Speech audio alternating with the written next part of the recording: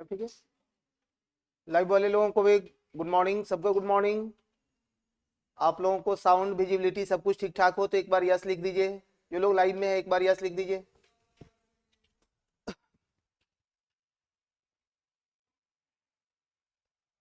हम्म।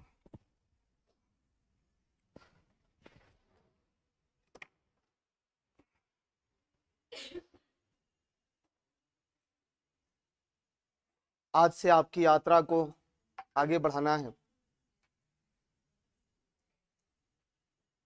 Social media के युग में तो लगभग लोग परिचित ही मिलते हैं, पहले से परिचय हो चुका होता है कि टीचर कौन है, क्या करेगा, क्या इसकी स्थिति है, क्या ट्रैक रिकॉर्ड है। लेकिन फिर भी मेरी जिम्मेवारी है कि चंद सेकंड अपने बारे में भी आपको बता दूं। मेरा नाम श्रीकांत सर हुआ। स्पेशली दिल्ली से रंजीत सर के द्वारा हमको बुलाया गया है इस संस्थान के लिए, और पटना में मैं केवल इसी संस्थान में काम करता हूँ। TR1 और TR2 में मैं इस संस्थान से नहीं जुड़ा था, इस बार जुड़ा हूँ और आपकी यात्रा का सारथी बनने को भी तैयार हूँ, इसलिए पहली क्लास मेरी लगी है। ठीक है, आज फर्स्ट क्लास है। इस क्लास में आपके अंदर में जो भी एक डाउट होता है, एक विद्यार्थी को संस्थान से जानने की इच्छाएं होती है, वो कुछ प्रश्न यक्ष प्रश्न है जिसको हम लोग कैटेगराइज कर लिए हैं कि भाई इस टाइप के प्रश्न विद्यार्थी के मन में आता है, उसका जवाब दे देना चाहिए। नहीं तो पूरे सेशन कोई ना कोई हर दिन उस प्रश्न को उठाता रहेगा, और उससे बचने के लिए मैं आपका 10-15 मिनट समय उस एरिया में भी लेकर के चलूंगा। पिछले 11 सालों से मेरा टीचिंग अनुभव रहा है IAS और PCS के क्षेत्र में। ठीक है, टीचर के लिए मैं पहली बार पढ़ाने आया हूं, ये आप लोगों से स्पष्ट कर दिया हूं, क्लियरिटी है। लेकिन जो चीजें होनी चाहिए, शिक्षक के पास एक शानदार सा कंसेप्ट, एक अच्छी वाक पटुता, एक अच्छा जज्बा जो आपको मोटिवेट कर सके, वो चीजें शायद आपको मिलेगी। ठीक है, आ जाइए आ जाइए।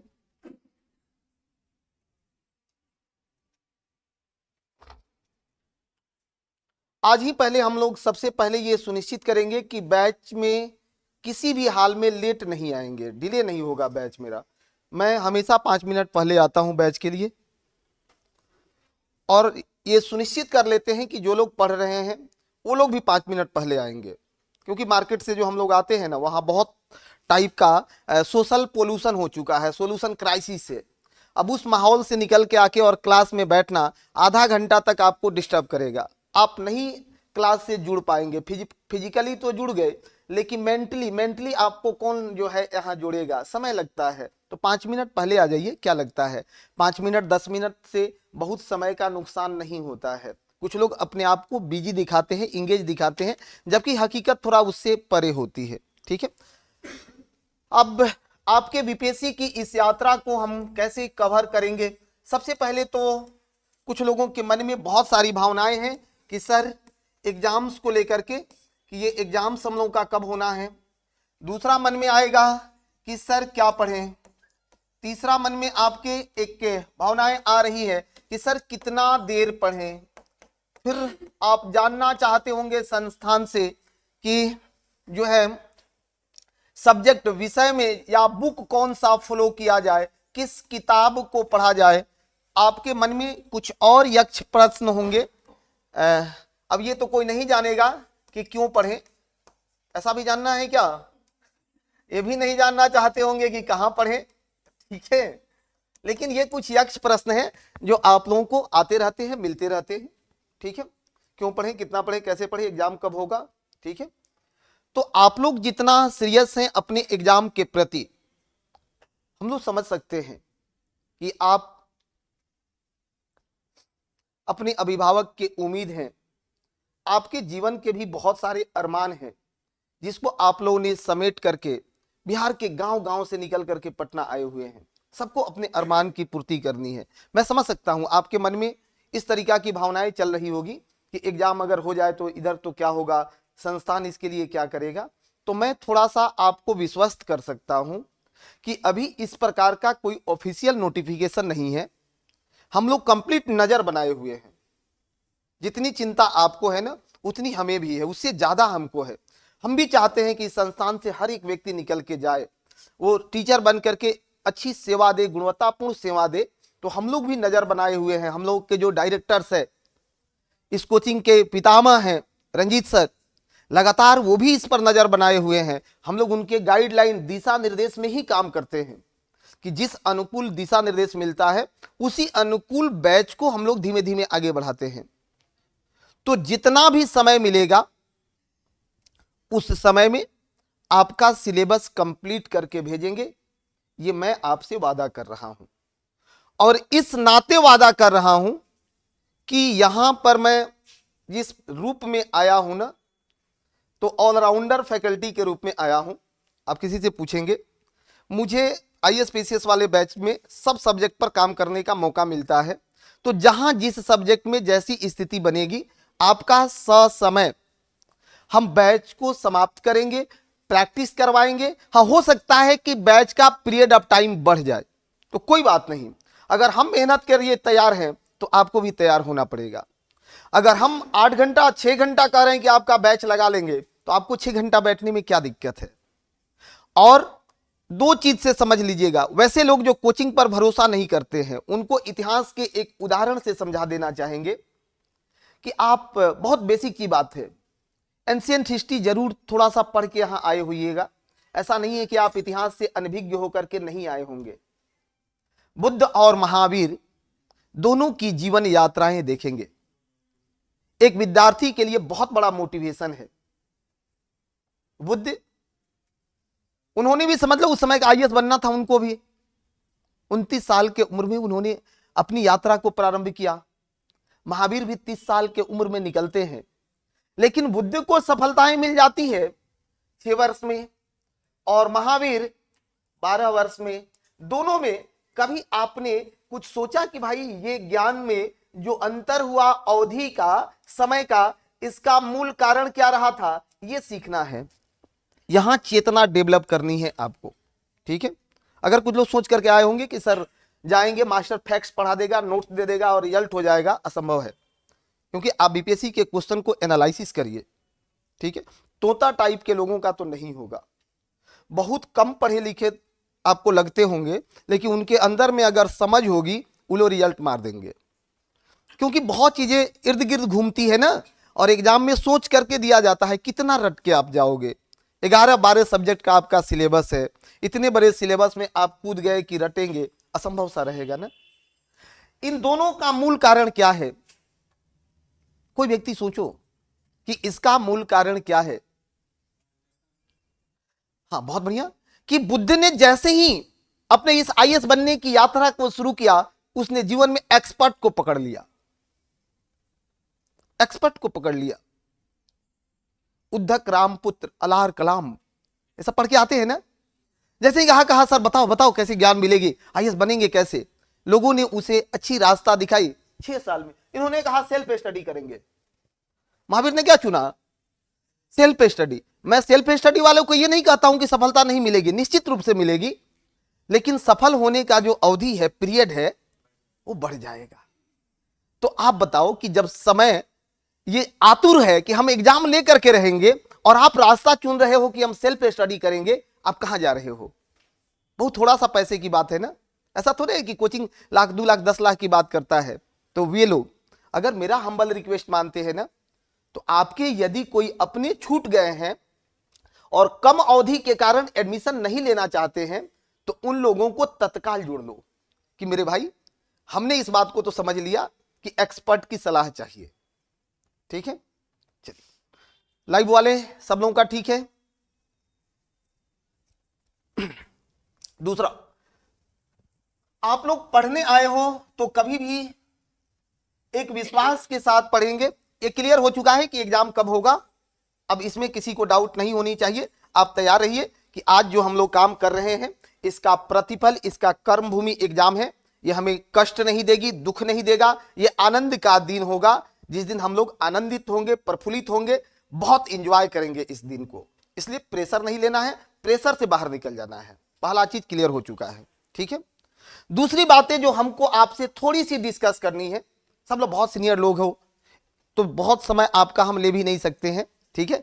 अब कुछ लोग सोच रहा होगा कि मास्टर तुम आखिर पढ़ाएगा क्या, ये पत्ता काहे नहीं खोल रहा है कि नहीं है। तो चंद सेकंड रुकिए, है कि नहीं है, उस पत्ते पर भी आ जाएंगे कि हम पढ़ाएंगे क्या, ठीक है। क्योंकि सब यहाँ पर एक्सपर्ट लोग हैं, तो मैं किसी एक आध सब्जेक्ट के साथ आपके साथ जुड़ूंगा, केवल मैं ही पढ़ाऊंगा, तो फिर आपका टेस्ट एक जैसा हो जाएगा ना, फिर गड़बड़ हो जाएगा। किसी एक सब्जेक्ट के साथ आपके साथ जुड़ने वाला हूं, ठीक है। पहले तो ये आपने तय किया कि सर क्या हम लोगों को पढ़ना चाहिए, ये दोनों को एक साथ हम लोग इंक्लूड कर लेते हैं, ठीक है। मैं आप लोगों को कोई भी साइड बुक इस परिस्थिति में रेफरेंस नहीं करूंगा कि आप लोग ये बुक पढ़ लो, उससे रिजल्ट हो जाएगा, क्योंकि उससे घटना घट सकती है। एग्जाम बीपीएससी कंडक्ट कर रहा है, इस चीज को आप हमेशा ध्यान रखिएगा। आपको घर पे पढ़ना क्या है, तो आप लोग एनसीईआरटी को पढ़ लो, ठीक है। और एनसीईआरटी पढ़ने के बाद एससीईआरटी पढ़ने की कोई जरूरत नहीं होती है। जो लोग नहीं पढ़े हैं ना एनसीईआरटी, वही फिर कहते हैं एनसीईआरटी एससीईआरटी, अरे क्या है भाई, एनसीईआरटी अगर ये कंप्लीट है तो इसके अंदर में एससीईआरटी रन करता है। तो आपने यदि दादा को पकड़ लिया तो फिर पिताजी से बहुत बड़ी बातें नहीं होनी है। तो एनसीईआरटी को आपको थ्रू आउट पढ़ना ही पड़ेगा।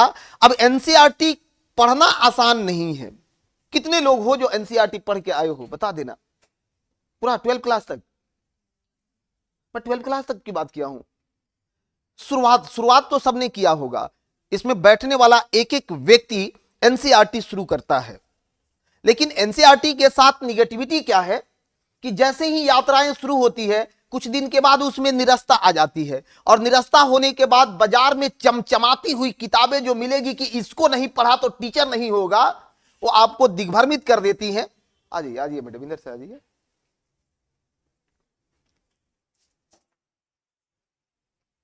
ठीक है, बैठ जाइए, कोई दिक्कत नहीं। एनसीईआरटी नहीं पढ़ने का कारण इसी को डिस्कस कर रहे थे कि आपने शुरू तो किया, बहुत ताकत से शुरू किया कि किसी एक्सपर्ट ने कहा था कि भाई बिना एनसीईआरटी के टीचर नहीं बनोगे, एनसीईआरटी एससीईआरटी पढ़ना ही होगा। किताब भी कलेक्शन करवा लिए, पढ़ने बैठे तब तक मार्केट में गए, चाय पीने घूमने कहीं दोस्त के यहां, वहां एक कवर दिख गया चमचमाता हुआ जिस पर लिखा था कि इसको नहीं पढ़े तो टीचर नहीं बनेंगे। अब बताओ आदमी किधर झुकेगा, एनसीईआरटी की टीचर की तरफ। घटना घट गई, फिर आपने एनसीईआरटी को बंद किया और वो नहीं पढ़ने वाला पिटारा को खोल दिया। एग्जाम में देखे तो क्वेश्चन की भाषा और उस किताब की भाषा दोनों अलग अलग चल रही है, क्योंकि वो तो शानदार तो लिखा था कि बिंदुसार जिसकी 16 रानियां और 101 बच्चे थे, मन उसी में भावुक हो गया कि भाई 16 रानियां कैसे मैनेज करता था, यहां एक पर तो सुसाइड हो जाता है। हाँ, ये किताबों की, उन किताबों की ये कहानियां हैं, समझ रहे हो ना। और इंसान उस दिशा में दिग्भ्रमित होने लगता है। तो आपको आज से एनसीईआरटी अगर हार्ड कॉपी नहीं हो तो सॉफ्ट कॉपी पढ़ो, मोबाइल में ई पाठशाला पर डाउनलोड करो और पढ़ो। एक किताब 2 दिन में पढ़ जाओ, उससे ज्यादा समय मत लो, नहीं तो नहीं पढ़ पाओगे। एक किताब 2 दिन में पढ़ जाना है। मैं अभी पढ़ा रहा हूं एनसीईआरटी मिशन बीपीएससी चैनल पर, एक किताब 3 दिन में पढ़ा दिया हूं, तो क्या दिक्कत है, आप क्यों नहीं कर पाओगे। एक किताब 2 दिन में पढ़ना है और फाइंड आउट करना है, फैक्ट्स नहीं पढ़ना है, उसके कंसेप्ट को समझना है कि ये कहना क्या चाहता है। जी हाँ, हाँ बताइए, हाँ बताइए। हाँ हाँ, बिल्कुल बिल्कुल बिल्कुल, बैठ जाइए। मैं आपको शुरू में ही आश्वस्त किया हूं कि यदि आपको किसी प्रकार का कोई टर्मिनोलॉजी, कोई भी समस्या आए, आप लोग उसको लिख के रखिए। हम लोग यहां इसी के लिए बैठे हुए हैं। जहां कोई दिक्कत आए, आप ऑफिस में हमसे मिल लीजिए, क्लास से निकलने के साथ मिल लीजिए, वहां जो बैठा रहता है उससे कहिए कि हमको सर से मिलवा दीजिए, सब लोग आपको मिलवाएगा, क्योंकि हम सिर्फ आपके लिए हैं, ठीक है ना। तो उसके लिए आप आश्वस्त हो जाइए, जो दिक्कत आती है सबको लिख करके लाना है। बहुत ऐसे तो बुक में मैंने आपको रेफरेंस दे दिया कि एनसीईआरटी पढ़े प्लस क्लास नोट्स पढ़िए। क्लास नोट्स पढ़ना है, जो हम लोग क्लास में नोट्स कराएंगे, हर चीजों को नोट डाउन करा के ही पढ़ाया जाएगा। ऐसा नहीं है कि आए और नोट्स बांट दिए और लेक्चर दे दिए, वो पढ़ाई नहीं है। आपको प्रॉपर तरीका से लिखवाया जाएगा, एक एक चीजों पर डिस्कस करेंगे तो ही क्लास आगे बढ़ेगी, ठीक है। और आप क्वेश्चन बैंक को ज्यादा से ज्यादा बनाएं, प्रैक्टिस सेट के तुलना में क्वेश्चन बैंक को ज्यादा तरजीह दें। जैसे मार्केट में बहुत सारा प्रैक्टिस सेट आएगा, चमचमाती हुई किताबें असफलता की सार है, सब उसी में छुपा हुआ है। तो ज्यादा क्वेश्चन बैंक को आपको डिस्कस करना है। मैं तो यह भी कहता हूं मूल्यांकन करके कि क्वेश्चन बैंक केवल टीचर का ही मत बनाओ। बीपीएससी जो और भी एग्जामिनेशन कंडक्ट की है ना, जैसे सिविल का, उस क्षेत्रों में भी घुस करके उसका क्वेश्चन बनाइए, क्योंकि बीपीएससी पर इतना अभी प्रेशर है, देख रहे हैं ना, हर एग्जाम के लिए रोज नया क्वेश्चन बनाना बहुत आसान नहीं है बीपीएससी के लिए। हम लोग देखते हैं कि कितने एक्सपर्ट हैं वहां पे। तो पीछे आज बहुत सारे टीचर में क्वेश्चन पूछे जा रहे हैं ना, जो पहले सेम क्वेश्चन सिविल में पूछा गया है। कहेंगे तो मैं बोर्ड पर एग्जाम्पल लगा करके दोनों तरफ आपको दिखा दूंगा कि देखो भाई, ये क्वेश्चन टीचर में आया है और यही क्वेश्चन पहले सिविल में भी पूछा गया है। तो क्वेश्चन सिविल का भी आप लोग संभव हो सके तो बनाते रहिएगा। और जो है पीरियड ऑफ टाइम अब आप लोगों को डिसाइड करना ठीक नहीं है, सब लोग ग्रेजुएट लोग हो, अब इस अवधि को आप जानते हो कि कौन सी अवधि चाहिए। बस मैं एक लाइन कह के इस टॉपिक को समाप्त करूंगा कि ये समझ लेना कि ये आपके जीवन का अंतिम मौका मिला है, जो एक सुनहरा मौका है। इसके बाद इतना सुनहरा मौका नहीं आने वाला है। तो जब जीवन का अंतिम मौका है तो हर चीजों को दांव पर लगा देते हैं। कुछ भी ऐसा ना बचे जीवन में जिसके लिए हमें मलाल हो। हर चीजों को दांव पर लगा दो, क्योंकि मलाल बहुत दुख देता है, मलाल बहुत दुख देता है, कष्ट करता है मलाल। तो कुछ भी ऐसा बचना नहीं चाहिए। तीसरा, अब इन चीजों को हटाओ कि क्यों पढ़े भाई, आपको मास्टर बनना है, आपको मास्टर बनना है। और कहां पढ़ रहे हो, जहां पढ़ रहे हैं वहां का ट्रैक रिकॉर्ड आप चेक करके आए होंगे कि मैं जहां जा रहा हूं वहां की स्थिति क्या है, स्टेटस क्या है, कैसे फैकल्टी है, कैसी व्यवस्था है। ठीक है, मैं आप लोगों के यात्रा को इस बैच में ज्योग्राफी के साथ आगे बढ़ाऊंगा। ठीक है, अब हमारी बात विषय वस्तु पर होगी। जो थोड़ा इंट्रो था हमने जल्दी जल्दी आपको डिस्कस कर लिया। आपके मन में कोई सा भी अब और प्रश्न हो तो 1 मिनट में कोई भी व्यक्ति पूछ सकते हैं। ठीक है, कोई सा भी प्रश्न हो तो पूछो। हाँ, बैठ जाइए। एनसीईआरटी के अलावा हमने लिख दिया था कि मेरे भाई क्लास नोट्स पढ़ लीजिए और क्वेश्चन बना लीजिए, ज्यादा किताबें नहीं पढ़नी है। ठीक है, रिफ्रेशर टाइप की जो बुक है ना, जैसे क्राउन, लूसेंट, ये रिफ्रेशर बुक है। इसको एग्जाम से थोड़ा पहले बस रिफ्रेश होने के लिए पढ़ लेते हैं। इसको बेस बुक नहीं बनाना है, ये बेस बुक नहीं है, इसका नाम है रिफ्रेशर बुक। बस ये रिफ्रेश करने के लिए पढ़ना है। ठीक है, क्योंकि लूसेंट 5 साल से बहुत लोग पढ़ रहा है, अभी तक लूसेंट में ही फंसा हुआ है। कारण क्या है कि उसने रिफ्रेशर को बेस बना लिया। ठीक है, और बताइए, और किसी को डाउट है? पब्लिकेशन का क्वेश्चन तो कोई पब्लिकेशन क्वेश्चन बैंक क्वेश्चन ही होगा, उसमें अलग अलग तो होंगे नहीं ना। अगर चैप्टर वाइज किसी पब्लिकेशन का मिल जाए तो सोने पर सुहागा। मैं नहीं जानता हूं कि कौन सा पब्लिकेशन जो है चैप्टर वाइज निकाला है, लेकिन हम अभी समस्या का निराकरण अपने एक्सपर्ट टीम से करवाएंगे, इन लोगों से कि पता करिए कि मार्केट में कौन सा क्वेश्चन बैंक है जो चैप्टर वाइज है। अगर चैप्टर वाइज मिल जाए तो उससे बढ़िया कुछ नहीं है। ठीक है, क्वेश्चन बैंक किसी पब्लिकेशन का भी, क्योंकि क्वेश्चन बैंक मतलब सब में वही होगा, डिफरेंस तो होगा नहीं। और देखिएगा, ये क्लास नहीं चल रहा है, क्या स्थिति है? रेजी कीजिए आप लोगों का भी चंद सेकेंड। प्रिया, डेजी ठाकुर, अनीसा, विवेक, और कौन कौन है? नेहा, जानकी, विकास, गुंजा, अनुप्रिया, धर्मेंद्र, सुषमा। उम्मीद है कि आप लोग इस ओरिएंटेशन का लाभ आप लोगों को मिला होगा। जी हाँ, सबको सबको बहुत बढ़िया साथियों। जहां कहीं दिक्कत हो आप लोग बताएंगे।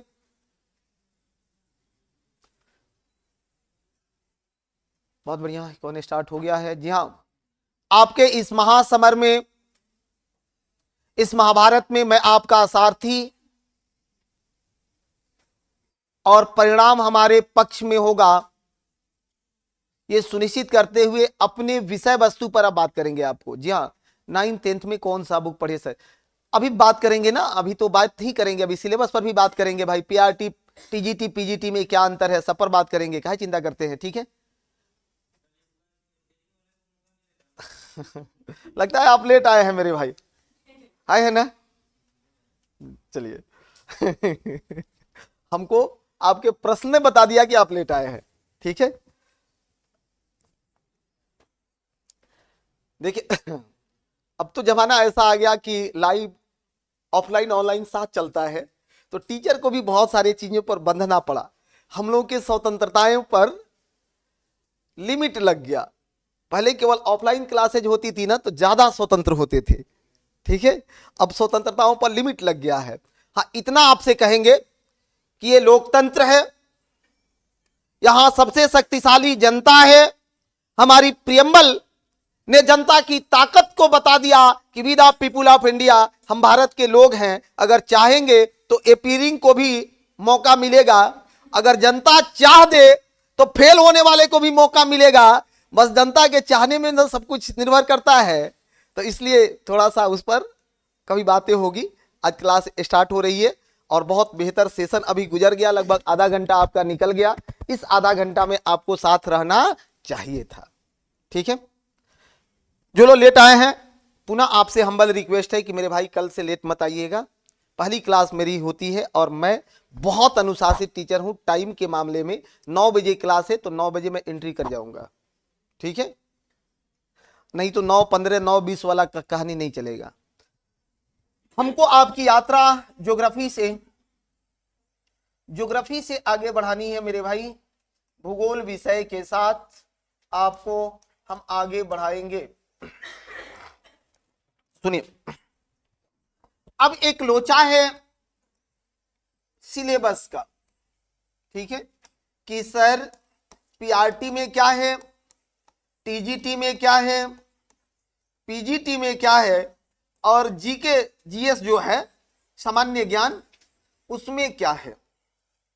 ये भी थोड़ा सा लिखिए, नहीं समझ लीजिए, थोड़ा सा एक लोचा है आप लोगों में।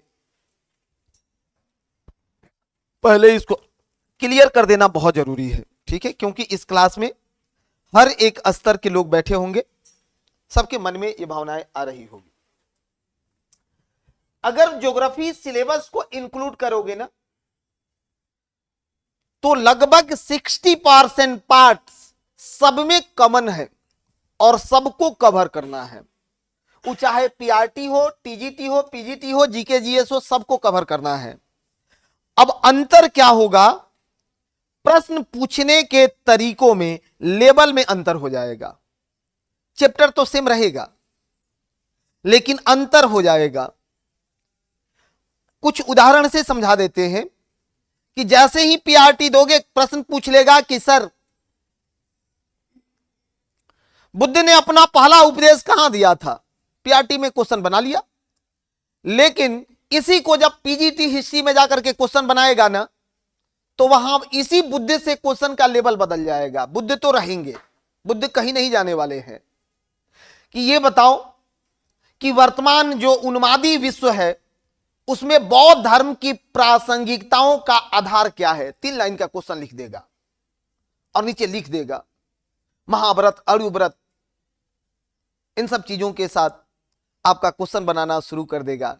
तो थे बुद्धिहीन, अंतर किया क्या क्वेश्चन के लेवल पर। इसलिए ज्यादा आपको इसके प्रति नहीं जाना है। हम लोग पढ़ाएंगे कैसे, तो हमने कैटेगराइज कर दिया है कि पीजीटी वाले लोगों को क्या पढ़ना है ज्योग्राफी विषय से। बहुत लोगों का होगा इसमें पीजीटी, ज्योग्राफी भी होगा। ठीक है, आपको 4 चीज अलग कर लेना है। एक तो बायो ज्योग्राफी, दूसरा ह्यूमन ज्योग्राफी, इकोनॉमिकल ज्योग्राफी, और बायो ज्योग्राफी में ही इन्वायरमेंट आ जाएगा। इन्वायरमेंट, इसको अलग कर लो। वर्ल्ड ज्योग्राफी का कुछ पार्ट अलग कर लो और बाकी चीजें जीएस के लिए पढ़ लो, सिलेबस खत्म हो जाएगा। इसलिए हमने बोला एक्सपर्ट जरूरी है। समझे मेरी बात को। हमने कहा human geography, economical geography, bio geography, environment, इनको आप थोड़ा सा अलग कर लीजिए और वर्ल्ड ज्योग्राफी को अलग कर लो, बाकी जीएस के साथ पढ़ लो, आपका सिलेबस कंप्लीट हो जाएगा पूरी बारीकी से। अगर सब्जेक्ट देखना हो तो 11 12 में जो 4 किताबें हैं ज्योग्राफी की, वही 4 ज्यादा अंतर करेंगी आपको। उस 4 का पार्ट जीके जीएस में पढ़ना है, ऐसा नहीं है कि नहीं पढ़ना है, लेकिन क्वेश्चन का लेवल बदल जाएगा। ठीक है, तो मैं अभी जो शुरू करूंगा ना, ये जीके जीएस के लिए भी होगा, पीआरटी के लिए भी होगा, टीजीटी के लिए भी होगा। थोड़ा दिन के बाद जैसे ही इन लोगों के लिए समाप्त होगा, आप लोगों का क्लास सेपरेट हो जाएगा, पीजीटी के बैचेज सेपरेट हो जाएंगे, वो ज्योग्राफी अलग से चलने लगेगा। ठीक है, हाँ टीजीटी के लिए तो आप लोग इसको दोनों को बराबर करके पढ़ लो भाई, इसको तो हम लोग बराबर करके पढ़ा देंगे। पीआरटी और टीजीटी के लिए बहुत अलग से नहीं करने वाले हैं। ठीक है, इसमें यही होगा कि वर्ल्ड ज्योग्राफी जोड़ देंगे, टीजीटी में वर्ल्ड ज्योग्राफी जोड़ देंगे एक्स्ट्रा। अब सिलेबस थोड़ा बड़ा है, ज्योग्राफी का सिलेबस थोड़ा बड़ा है, डायनेमिक है। केवल अगर यूनिवर्सिटी मॉडल पर पढ़ाया जाए तो जितना आपके सिलेबस में लिखा है ना, 2-2 घंटा के क्लास में 4 महीना पढ़ाना पड़ेगा। जितना आपके सिलेबस में टॉपिक लिखा है, कभी जाके देख लीजिएगा कि 2-2 महीना का क्लास में पढ़ाया जाए तो 4 महीना का समय लगेगा। उतना समय ना आप दे सकते हैं ना हम दे सकते हैं। तो हम लोग आधार बनाएंगे प्रश्न को कि सर किस अनुकूल प्रश्न पूछा जा रहा है सर, और उसी अनुकूल हम अपनी यात्रा को धीमे धीमे आगे बढ़ाएंगे। ठीक है, बाकी आपको हमने बता दिया है। आइए आज ज्योग्राफी का मर्म समझाते हैं, बात करते हैं सब्जेक्ट पर, क्योंकि बहुत जरूरी है कि आपको विषय का समझ हो। ठीक है, अब मेरा तरीका थोड़ा अलग है काम करने का। जैसे मैं भूगोल पढ़ाने के लिए आया तो मैं आपसे, पीजीटी हिंदी के लिए लाइव क्लास होगा ना सर, कौन कंसेप्ट क्लियर करेंगे सर? जी हाँ विवेक जी, कंसेप्ट पर ही पढ़ाई होती है। फैक्ट्स के लिए आपका एडमिशन नहीं लिया गया है। फैक्ट्स तो 100 रुपये की किताब में इतना है कि आप पढ़ लेंगे तो आईएएस बन जाएंगे। फैक्ट्स नहीं पढ़ना है, बहुत कम पढ़ना है। ठीक है, चलिए हमने सबको क्लियर कर दिया है। जो लोग लेट आते हैं उन्हीं के मन में संशय रहता है। इस भूगोल के साथ सबसे पहला मेरा उद्देश्य होगा कि पहले इसके मूल को, इसके मर्म को समझा दें कि भाई ज्योग्राफी है क्या, क्यों इसको इतना इंटरेस्टिंग सब्जेक्ट माना जाता है। कुछ लोग बोरिंग समझ में आए होंगे या बचपन के कहानियों को घुमाए होंगे कि सर बचपन में तो हमने सीखा हिस्ट्री ज्योग्राफी बड़ी बेवफा। नहीं सीखा क्या आपने? आप थोड़ा परेशान क्यों हैं? एकदम खुल के नहीं बैठ रहे हैं, आप ही से पूछ रहे हैं? हाँ नहीं ठीक है, थोड़ा ज्यादा एकाग्र नहीं होना है, चंचल रहना है। ठीक है, हाँ बहुत अच्छी बात है। तो उस तारीख की भावनाओं से निकलनी है। कब निकलेंगे? जब आप उस विषय के मर्म आपको समझ में आ जाए कि भाई विषय में है क्या, पढ़ना क्या है, पढ़ना कैसे है, इसकी भाषा क्या है, इसका लैंग्वेज क्या है। हर विषय का एक भाषा और लैंग्वेज होता है। शायद इस बारीकी को जो लोग नहीं समझ पाते हैं उन्हीं को विषय कठिन लगता है। जैसे ज्योग्राफी की भी एक भाषा है, डायग्राम और मैप। इकोनॉमिक्स की भी एक भाषा है, कौन सी भाषा है? कर्व बनाते हैं। इकोनॉमिक्स की भी एक भाषा है, कर्व बनाते हैं। अब विद्यार्थी क्या सोच बैठा कि सर डायग्राम सर बहुत टफ काम है सर, कैसे डायग्राम निकलेगा? समझ रहे हो ना? तो जब तक आपको डायग्राम नहीं बताया जाए, आपको मैप नहीं बताया जाए, आपको कर्व नहीं बताया जाए, तब तक आप समझ पाएंगे? नहीं समझ पाएंगे। तो हर विषय की एक लैंग्वेज होती है। पहला कोशिश करिए कि उसके भाषा को समझ लिया जाए, और जैसे भाषा को समझेंगे विषय आसान हो जाएगा। ठीक है, मैं ज्योग्राफी के परिभाषा से आपको क्लास को आगे पढ़ाऊंगा कि भूगोल है क्या। जैसे बचपन में सर ने हमें पढ़ा दिया, आपको भी पढ़ने के लिए मिला होगा ये एकेडमिक स्कूलों में कि भू मतलब पृथ्वी, गोल मतलब गोल है। पृथ्वी गोल है, यही भूगोल है। बचपन में ये चीज पढ़े हो ना कि भू मतलब पृथ्वी, गोल मतलब गोल है, दुनिया गोल है, यह भूगोल है। कंसेप्ट भी गोल हो गया, हुआ कि नहीं? सबका हुआ होगा, सबका हुआ होगा। क्योंकि अगर केवल दुनिया गोल है ये भूगोल है नहीं। अगर दुनिया गोल है तो सूर्य क्या है, ब्रह्मांड क्या है, आकाश गंगाएं क्या है, तारे क्या है, हवा क्या है, पानी क्या है, तुम कौन हो, हम कौन है, ये बिजली क्या है, एलईडी क्या है, बोर्ड क्या है, ये सब क्या है? आपके मन में प्रश्न आएगा, और इसी को बोलते हैं कंफ्यूजन। इसी का नाम है कंफ्यूजन। और इसलिए आपका कंसेप्ट क्लियर नहीं हो पाया, क्योंकि आपके भूगोल के परिभाषा में ही दोष था। ठीक है, कोई दिक्कत? सबसे पहला काम हम लोग पहला चरण में यही करेंगे कि आज पहले भूगोल को समझ लेते हैं कि सर ज्योग्राफी कहते किसको है। ठीक है, देखो अब क्लास अपनी यात्रा की ओर बढ़ गया। जितने प्रश्न थे हम लोगों के पास हमने सोल्व कर लिया। ठीक है, आप बहुत उम्मीद से आए हो। कल से ना लेट आना है, ना ऑब्सेंट करना है। दो चीजों के लिए हमें वचन दे दीजिए, संकल्पित हो जाइए, फिर मैं यात्रा को आगे बढ़ाऊं। सब लोग एग्री हो ना लेट आना है, ना ऑब्सेंट करना है। जब तक एग्जाम नहीं हो जाए, आप टीचर नहीं बन जाओ, तब तक 1 मिनट भी शांत नहीं बैठना है। ज्यादा मोटिवेशन क्लास में नहीं चलेगा, क्योंकि आप खुद मोटिवेटेड हो, आप देख करके आए हो। बहुतों का हित मित्र दोस्त सगा संबंधी टीचर बन करके सैलरी उठा रहा होगा, उससे बड़ा मोटिवेशन हम क्या दे रहे होंगे। बहुतों का नींद आज जा चुका होगा कि सर अब मेरा क्या होगा, उससे बड़ा मोटिवेशन हम नहीं दे सकते हैं ना। इसलिए पढ़ाई की बातें होगी अब, ठीक है। चलिए, भूगोल कहते किसको हैं, ये देख लो, ये एक ग्रीक शब्द है। ज्योग्राफी एक ग्रीक शब्द है मेरे भाई, जो 2 शब्दों के मिलने से बना है। कौन कौन? तो एक शब्द इसमें है जियो और दूसरा शब्द है ग्राफी। एक है जियो और दूसरा है ग्राफी। जहां ये जियो का अर्थ होता है पृथ्वी और ग्राफी का अर्थ होता है अध्ययन, या इस ग्राफी का अर्थ होता है ग्रीक में वर्णन। ये 2 चीजों को दिया गया है। जी हां, ज्योग्राफी 2 शब्दों से बना ग्रीक वर्ड है, जियो मतलब पृथ्वी और ग्राफी अध्ययन है। अब ये शब्द अपने बारे में बयां करते हैं, शब्द अपने बारे में बयां करते हैं। इसीलिए देखना, पहले लोग नाम रखते थे ना, तो उस व्यक्ति के कैरेक्टर के अनुकूल नाम रखा जाता था। लोगों ने नाम रखना शुरू किया, अर्जुन है कि नहीं है। महिलाओं का अंतिमा मैंने लास्ट में आई होगी, कुछ इस तरीका की भावनाएं आती थी कि नहीं आती थी। हाँ हाँ हाँ, शब्द से ये चीजें निकल के प्रखर होकर के आती थी।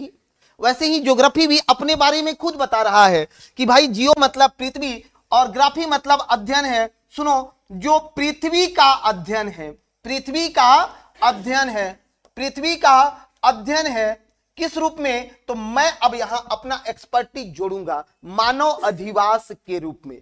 अब पूरा परिभाषा हुआ कि पृथ्वी का अध्ययन है किस रूप में? मानव अधिवास के रूप में। लिखना मत छोड़िएगा, मानव अधिवास के रूप में, अधिवास के रूप में, अधिवास के रूप में, मानव अधिवास के रूप में। एकदम राइट है कि ज्योग्राफी अध्ययन है किस रूप में? मानव अधिवास के रूप में। अभी भी कुछ इसमें बचा हुआ है, रुक जाइए, धैर्य से देखिएगा, रुकिए, और भी इसमें कुछ काम करेंगे ना। कहोगे कि सर अभी भी क्लियर नहीं हुआ, अभी भी थोड़ा गोल गोल घूम रहा है कि पृथ्वी अध्ययन है मानव अधिवास के रूप में, मतलब क्या केवल हम लोग रहते हैं वही ज्योग्राफी है? नहीं, अब इससे ज्यादा डायनेमिक बनाने चल रहे हैं, इसको समझिएगा। अगर आपसे कोई पूछेगा कि सर भूगोल कहते किसको हैं, भूगोल है क्या? सुने कि तुम पटना गए हो आप पढ़ने के लिए, ये बता दो भूगोल है क्या? तो ये मत बोल दीजिएगा कि भू मतलब पृथ्वी और गोल मतलब गोल है, कहेगा कि तब आ जाओ घरे। हाँ, अगर आपको कुछ समझ में नहीं आएगा ना, तो एक यूनिवर्सल लाइन बोल रहा हूं, एक यूनिवर्सल लाइन कह दीजिएगा कि बॉस जो हम जीते हैं वही भूगोल है। जाओ किसी एक्सपर्ट से पूछना कि हमने क्या बोला, जो हम जी रहे हैं वही भूगोल है। मतलब इसका समझना है, मतलब समझना है। ये हवा भी भूगोल है, हम भी भूगोल हैं, आप भी भूगोल हैं, एक कपड़ा भी भूगोल है, ये धरती भी भूगोल है, खाना भी भूगोल है, पानी भी भूगोल है, पर्वत भी भूगोल है, चंदा भी भूगोल है, सूर्य भी भूगोल है, ब्रह्मांड भी भूगोल है, आकाशगंगा भी भूगोल है। तो इतना कह देना गुनाह है क्या कि जो हम जी रहे हैं वही भूगोल है? अब सामने वाला कितना समझा उसकी बुद्धि बताएगी। आपने अपने ऊपर से बॉल उछाल दिया, समझ रहे हो ना, वो भी सोचेगा कि आखिर इसने क्या मार दिया भाई। दूसरा, इसका एक और स्टैंडर्ड परिभाषा कैसे लिखोगे, सुनो, धैर्य से सुनो। क्लास के बाद हम लोग का ट्रैक रिकॉर्ड भी बताना पड़ता है, पता है ना तुम लोगों को। हाँ, मैनेजमेंट से जाकर के बताना पड़ता है कि सर टीचर की क्लासेस कैसे अच्छी लगी। मैं केवल अपने ही लिए नहीं, और लोगों के लिए अभी आपसे बोल रहा हूं कि जितने लोग पढ़ाएंगे उनका ट्रैक रिकॉर्ड सब लोगों का बता देना कि कितने अच्छे लग रहे हैं, ठीक है। तब ना मैनेजमेंट आप लोगों के लिए बेहतर सोचेगा जी। मेरा बात सोच रहे हो ना? हाँ सुनो, भूगोल कहते किसको हैं, चंद लाइनें और इसमें जोड़ेंगे। मानव और प्रकृति के, आ जाइए क्लास में कुछ आना है क्या? सुनो, मानव और प्रकृति के अंतर संबंधों का अध्ययन भूगोल है। इसको लेकर के जाना है, स्कूल में पढ़ाना है। मानव और प्रकृति के अंतर संबंधों का अध्ययन भूगोल है, जिसमें प्रकृति का मानव पर और मानव का प्रकृति पर पड़ने वाले प्रभावों का अध्ययन किया जाता है। मानव और प्रकृति का जो अंतर संबंध है वही भूगोल है, जिसमें प्रकृति का मानव पर और मानव का प्रकृति पर पड़ने वाले प्रभावों का अध्ययन किया जाता है। कोई दिक्कत? लिख लीजिए इसको बनाइए। जो लोग लाइव में हैं आप लोग भी लिखते रहेंगे मेरे भाई, बहुत बढ़िया।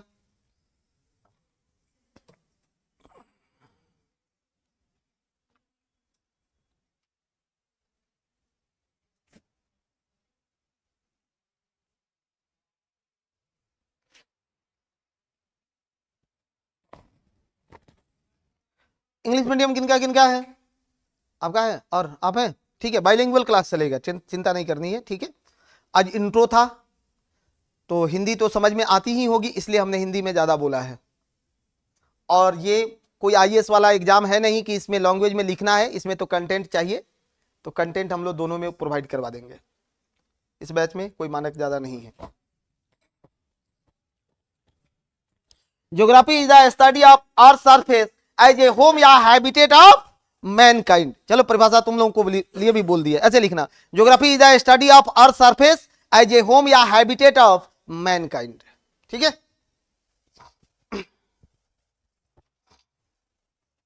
आगे बढ़ाएं।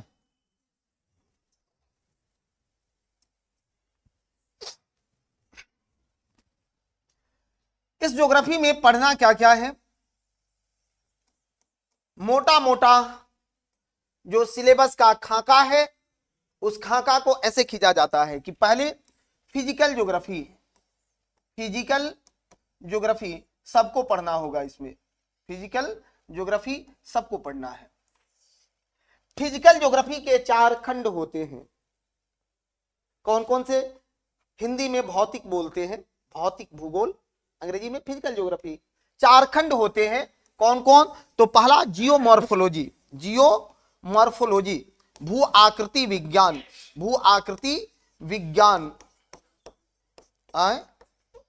क्या दिक्कत है मेरे भाई? दिक्कत है?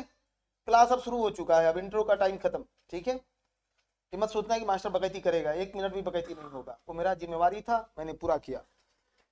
ये भू आकृति विज्ञान। दूसरा होगा क्लाइमेटोलॉजी, जलवायु विज्ञान पर आपसे बातें करेंगे।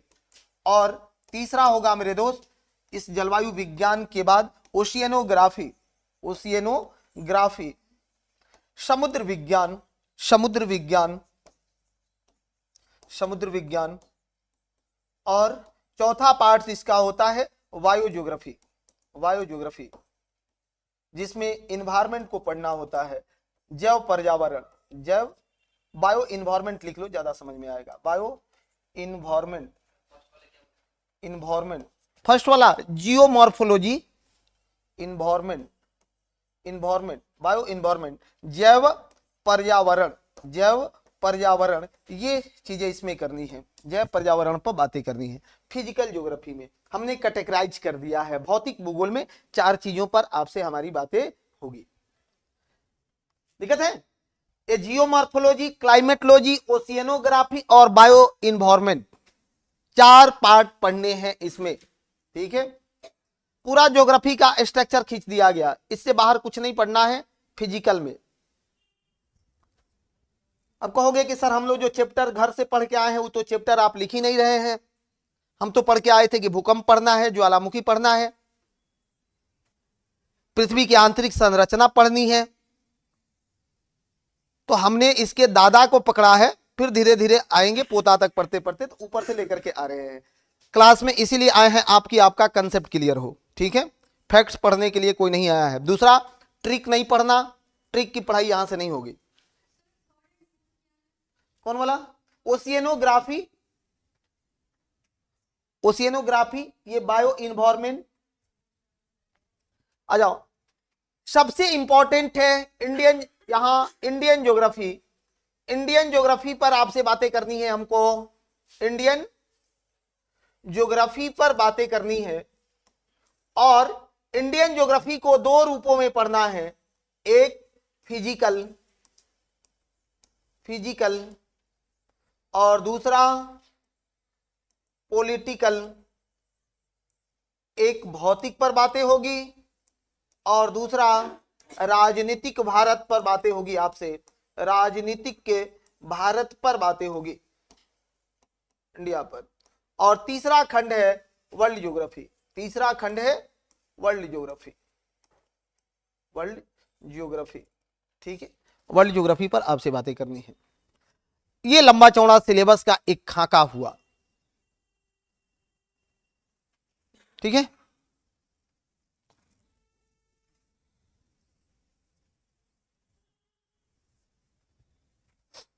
चलिए सुनिए।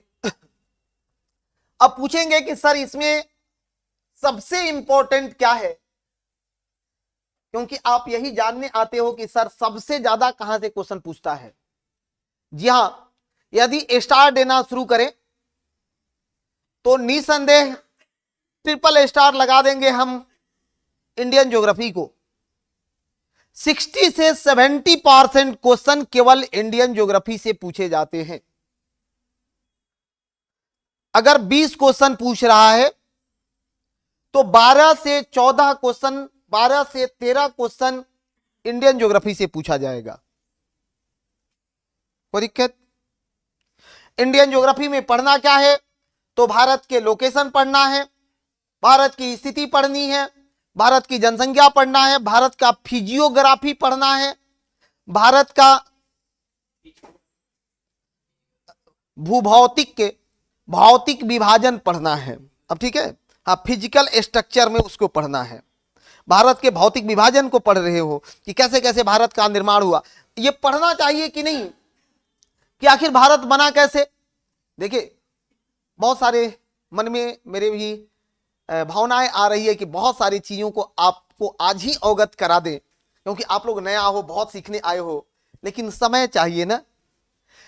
ज्योग्राफी शुरू करने के पीछे भी एक रीजन है कि ज्योग्राफी सार है सभी विषयों का, ज्योग्राफी इंक्लूड होगा सभी विषयों में, ज्योग्राफी रास्ता खोलेगा सभी विषयों का। इसलिए ज्योग्राफी से क्लास शुरू हुआ है। ज्योग्राफी बहुत साइंटिफिक तरीका से शुरू हुआ है। ठीक है, कैसे रास्ता खुलेगा, कैसे सार है, सब चीज बता दूंगा आज। और आपको कल से आपकी तैयारी बहुत बेहतर है, सेल्फ स्टडी आप करने लगोगे। ठीक है, सुनिए, इस दुनिया में जीव कैसे आया, कौन बताएगा? ज्योग्राफी। वायु कैसे आया, कौन बताएगा? ज्योग्राफी। जल कैसे आया, कहां से पता चलेगा? पहले मुर्गी आई कि अंडा, कौन बताएगा? जी हाँ, इन सारे प्रश्नों का जवाब निहित है कहाँ? ज्योग्राफी में, भूगोल में निहित है। ये हंसने का विषय नहीं है, आप लोग इसका सामना करेंगे। जाइए ना अभी नीतीश कुमार सर के स्कूल में, है कि नहीं है? बच्चे आगे पूछेंगे कि बताओ पहले मुर्गी आई कि अंडा सर, है कि नहीं है? उसका सामना करना पड़ेगा। हम लोग तो ठीक है, यहाँ है तो अच्छे माहौल को जी रहे हैं। ठीक है, चलो हटाओ। इन सब का बात ज्योग्राफी में निहित था। जब तक विज्ञान बहुत नीचे चल रही थी ना, इंसान अध्यात्म के सहारे जीवन जी रहा था। जैसे प्राचीन काल में ज्ञान देने लेने, अध्ययन अध्यापन का काम जो ब्राह्मण जाति नहीं वर्ण के लोग जो करते थे ना, उनसे लोगों ने पूछा होगा कि सर ये बताओ कि पानी कहां से आ गई, इस दुनिया में पानी पानी हो जाता है। ब्राह्मण वर्ण के लोगों ने कहा कि देखो, ब्रह्मा ने जब हम लोगों को बनाया तो अपने कमंडल से जल गिरा दिया कि जाओ, है कि नहीं है? और लोगों ने कहा ब्रह्मा आप धन्य है। लेकिन जैसे ही आप लोग पढ़ लिख करके थोड़ा सा अपने कंसेप्ट को ठीक किया, तो आप कह देते हो ना कि सर इसका सार छुपा है कहां, कोई बताएगा? बिग बैंग थियरी में।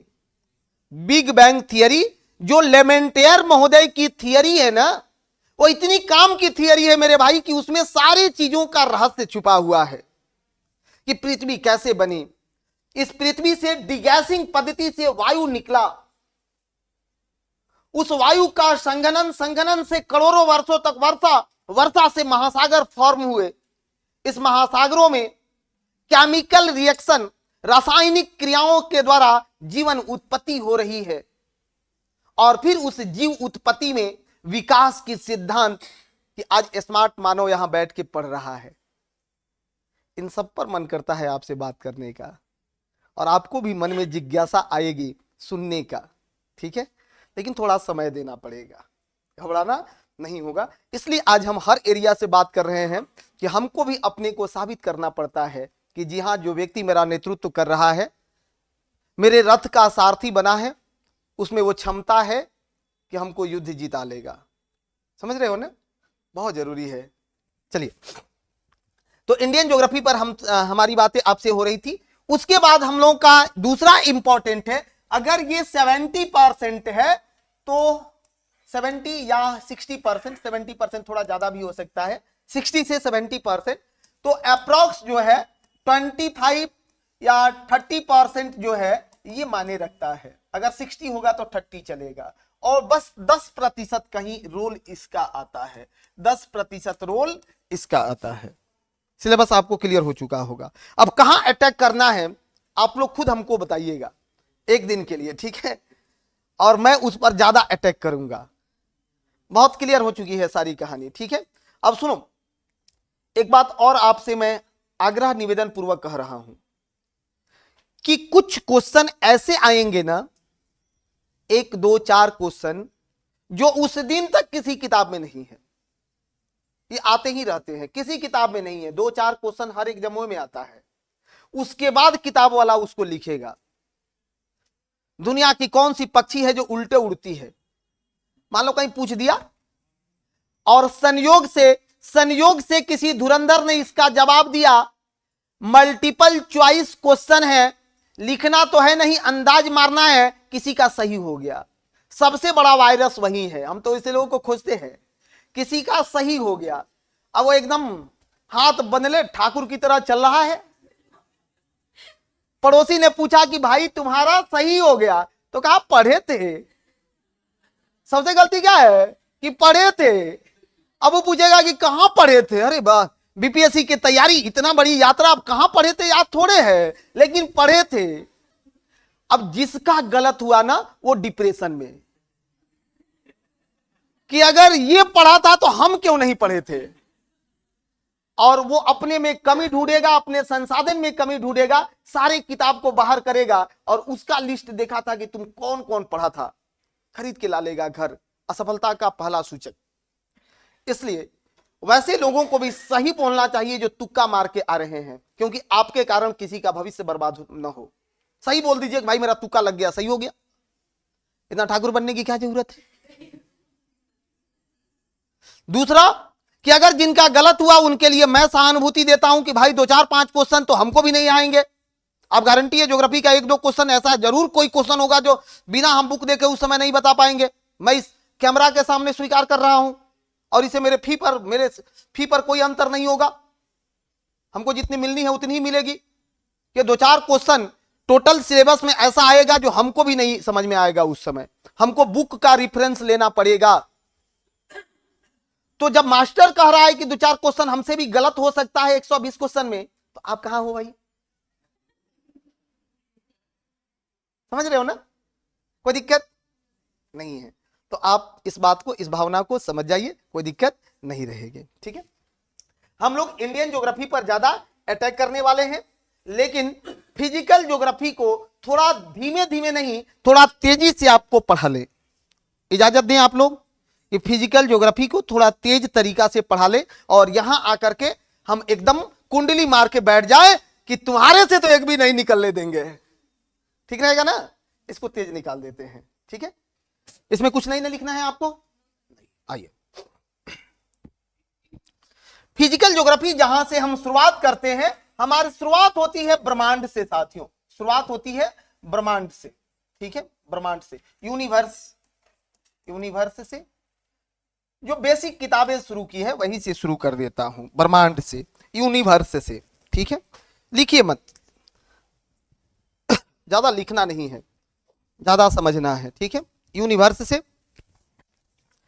अब ये ब्रह्मांड उत्पत्ति के संबंध में भी कुछ आध्यात्मिक विचार होंगे और कुछ साइंटिफिक विचार होंगे। हम लोगों को वैज्ञानिक विचारों पर ज्यादा बातें करनी है। आध्यात्मिक विचारों से एकदम वहां पर नाता रिश्ता नहीं रखना है। लेकिन मैं थोड़ा आपका अप्रोच कराते चलूंगा, क्योंकि आप भी नेतृत्व करने जा रहे हो समाज का, तो थोड़ा सा आध्यात्मिक अप्रोच भी होना ही होना चाहिए।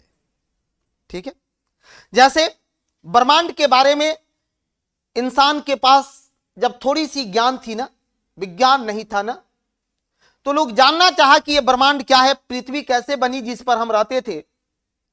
तो बताया गया धर्म में कि सर ये राजा पृथु थे, और राजा पृथु के पुत्री है ये पृथ्वी जिस पर मानव वास करता है। लोगों ने कहा धन्य है पृथु, है कि नहीं है।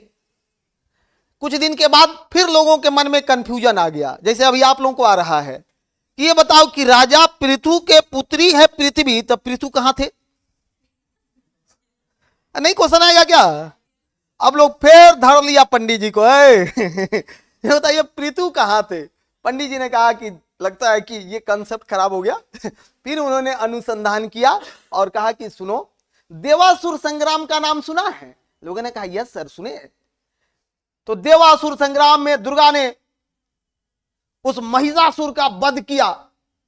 लोगों ने कहा हाँ किया था, धन्य है दुर्गा मार्कंडे आप ही तो है। तो महिषासुर का वध किया, उसके सीना से जो पब निकला वह पब ठंडा होकर के बना पृथ्वी, क्योंकि पृथ्वी का एक पर्यायवाची शब्द है मेदनी, और मेदनी बोलते हैं पीब पब को। ये आध्यात्मिक दृष्टिकोण है। ठीक है, आपको उधर नहीं जाना है, हमको बातें करनी है इसके वैज्ञानिक दृष्टिकोण पर कि ब्रह्मांड का कैसे स्थिति बनता गया है।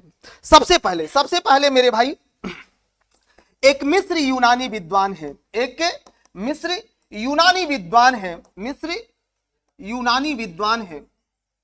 मिस्र यूनानी विद्वान है, नाम है इनका टॉलेमी। 140 ईस्वी में, अब अंग्रेजी वाले ये मिस्र यूनानी और टॉलेमी अंग्रेजी में लिखने की जरूरत नहीं है ना, एक क्लास कंप्लीट डायग्राम पर चलेगी, इसीलिए किसी को दिक्कत नहीं होगा। पूरे मैं डायग्राम पर ही पढ़ाऊंगा, लैंग्वेज रहता तो ज्यादा दिक्कत होता। ठीक है, सुनो, ये मिस्र यूनानी विद्वान है टॉलेमी, जिन्होंने 140 ईस्वी में सिद्धांत दिया है जियोसेंट्रिक।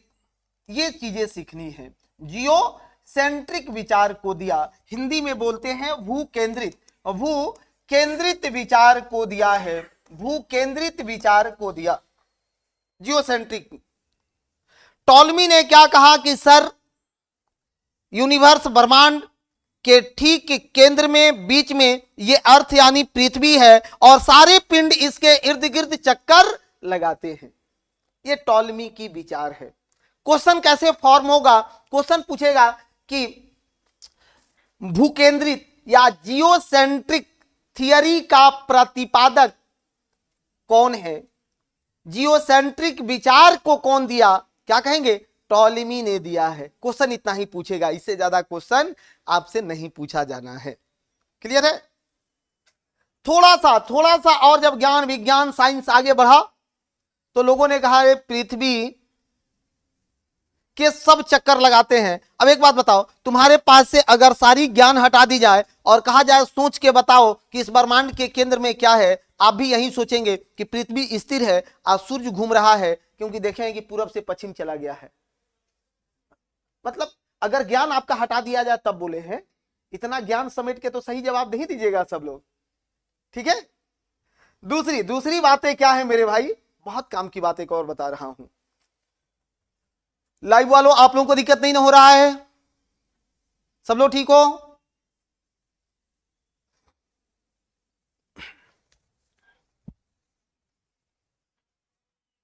लिख दीजिए सबका, अगर ठीक हो तो यस लिख दीजिए, एक बार यस लिखिए।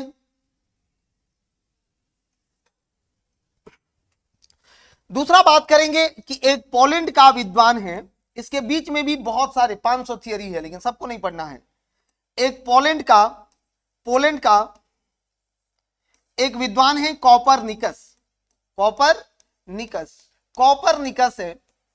इस कॉपरनिकस महोदय ने 1543 ईस्वी में कॉपरनिकस ने 1543 ईस्वी में जो थियरी दिया वो थियरी था हेलियोसेंट्रिक।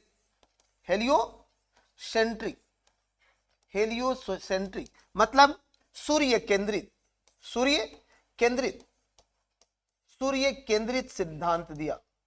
इन्होंने कहा कि जी नहीं, ब्रह्मांड के केंद्र में पृथ्वी नहीं, ब्रह्मांड के केंद्र में सूर्य है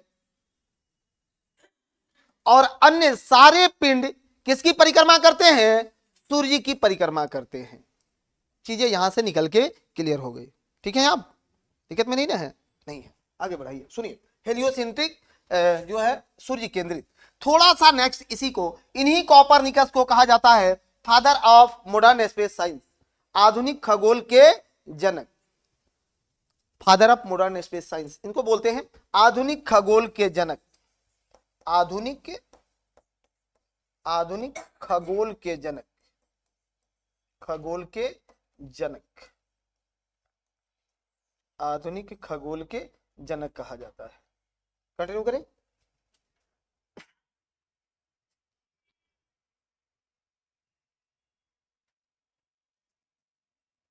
एनसीईआरटी कैसे पढ़ना है, जिन लोगों को दिक्कत होती है, आज से मैं बाइलिंगुअल पढ़ाऊंगा मिशन बीपीएससी चैनल पर। ठीक है, आप लोग उस पर देख लेना कि मैं कैसे पढ़ा रहा हूं। चलिए आगे बढ़ाएं, कंटिन्यू करें। चलिए, इसके बाद दो लोगों को और पढ़ना होता है। एक हर्सेल को, 1805 में हर्सेल महोदय आते हैं और उन्होंने कहा कि सर जो गैलेक्सी है ना, गैलेक्सी के बीच की दूरी, डिस्टेंस बढ़ रहा है, गैलेक्सी के बीच की दूरियां बढ़ रही है। बहुत इंपॉर्टेंट आपके लिए हर्सेल नहीं है, हब्बल आते हैं, हब्बल आते हैं। हब्बल महोदय को थोड़ा सा पढ़ लेना है। हब्बल ने क्या कहा? तो हब्बल का यह विचार था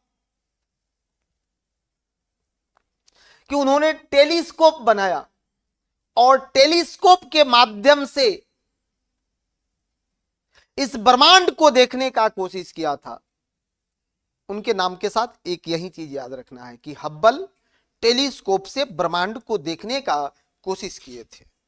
उन्होंने ब्रह्मांड को टेलीस्कोप बना करके देखा था और फिर कंसेप्ट आ गया। अब तो एनसीईआरटी में एक थियरी है, अभी तो बहुत सारे अंतर्राष्ट्रीय ज्योग्राफरों ने उसे खारिज कर दिया, लेकिन हमें मजबूरन उसे ही पढ़ाना पड़ेगा आप लोगों को, क्योंकि उसे बदलेंगे तो फिर बहुत लंबा समय ले लेगा। वो देखे होंगे एक बैलून टाइप का उसमें एक थियरी दिया है एनसीईआरटी में, कोई पढ़ा होगा छठवीं क्लास, तो छठी क्लास की एनसीईआरटी की बात कर रहा हूं मैं। उसमें दिया है कि ब्रह्मांड को जानने के लिए एक बैलून लो, उसमें चिन्ह लगा दो, मार्क कर दो, फिर हवा फूंको। जैसे जैसे देखोगे कि उस मार्क के बीच, उस चिन्हों के बीच दूरियां बढ़ते जाएगी, वैसे ही ब्रह्मांड का एक्सपेंडिंग हो रहा है, विस्तार हो रहा है। ठीक है, ये एनसीईआरटी में है और यही आप लोगों के लिए बहुत सही है। थोड़ा सा मैं रुक गया, लेकिन बिल्कुल यही सही है, इसी पर काम करो। ठीक है, क्योंकि हो सकता है कि आप लोगों के जो क्वेश्चन सेट करने वाले हैं वो भी इससे ऊपर वाली बातों को ना सोच पाए, तो बेहतर है कि इसी पर पढ़ा के निकल चला जाए। हबल के बाद पढ़ना है हम लोगों को जो सबसे काम की बात है आज की, big bang theory. Big bang theory,